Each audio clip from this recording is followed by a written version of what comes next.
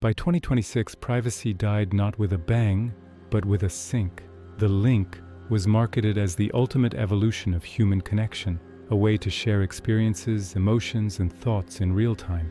Imagine a world without misunderstanding, without loneliness. That was the promise. But in the deep, sterile basements of the corporation, its chief architect, Dr. Victor Vance, discovered the horrifying truth. Every thought wasn't just being shared, it was being harvested. The system he had painstakingly built was designed to create a perfect digital twin of every user's consciousness, a complete backup of you, stored and analyzed. Your memories were no longer yours. They were assets of the state, stored in a silent vault of silicon and shadow. What started as a dream of connection had become the most efficient surveillance tool ever conceived.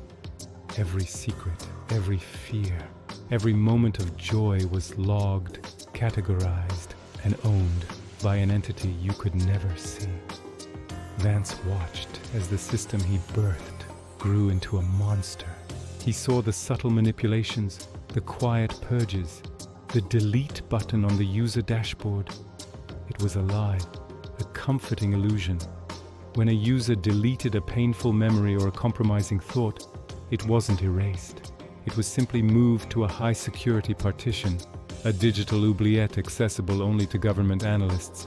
He started to see the patterns, the chilling coincidences. Political dissidents would suddenly suffer spontaneous amnesia, their revolutionary ideas vanishing overnight.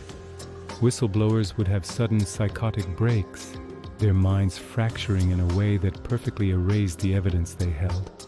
The truth was a poison in his veins. He couldn't live with the knowledge of what he had unleashed upon the world. He had to strike back. He became a ghost in his own creation, retreating to an analog world. In his cramped apartment, he used old-fashioned radio jammers to create a pocket of silence, a shield against the ever-listening network. He wrote feverishly on paper, no longer trusting the glowing screens that had once been his canvas. His plan was audacious: use a specialized ghost drive, a piece of hardware of his own secret design, to pull the stolen consciousnesses back out of the central hub. But the link is a two-way street. The very moment he touched the source code, the machine touched him back. The assassination didn't start with a bullet.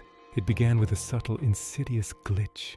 Vance found himself unable to recognize faces, even his own in the mirror. His mind, once a fortress of logic, was being systematically dismantled. The corporation triggered a remote software patch, inducing a condition called prosopagnosia. The world around him warped into a waking nightmare. Familiar streets twisted into unrecognizable mazes. The faces in the crowd all blurred into a single mocking visage, his own. Billboards no longer advertised products. They whispered his name, their digital text shifting into personal threats. The neon lights of the city transformed into a relentless, terrifying countdown. He was being gaslit by his own hardware, his perception of reality held hostage. Desperate, he fled to a lead-lined bunker, a relic from a forgotten age of nuclear fear, hoping to sever the connection. But it was too late. The enemy wasn't outside. It was already inside his skull. The chip didn't need a signal. It had its own instructions now, a final lethal command embedded in its core: terminate process Vance. He was locked in a battle for his own mind, and the battlefield was his own biology. The corporation wasn't just coming for his data, they were coming for his sanity. The memory thief, as the internal corporate memos called him, was found 3 days later. His small apartment was a tomb of high-tech debris and scorched electronics. There were no signs of a struggle, no forced entry, no DNA of an intruder left behind. To the outside world, it was a mystery. The official cause of death was recorded as a systemic thermal event, a clinical, sterile term for a horrific end. The chip inside his brain had been forced into a processing loop 1,000 times its normal capacity. The silicone, once a marvel of engineering, became a branding iron, cooking his brain from the inside out. The very technology meant to connect humanity had been turned into a weapon of precise, untraceable execution. And the data drive, the ghost drive he had died to protect, was found melted into an unrecognizable slag of plastic and metal. The message to every other engineer in the system was brutally clear. You can own your thoughts, or you can own your life. You cannot have both. Today, the link is mandatory for most government and corporate jobs. It's presented as a tool for efficiency and security. And Dr. Vance's tragic end? His research, twisted and repurposed, was used to improve the system's security.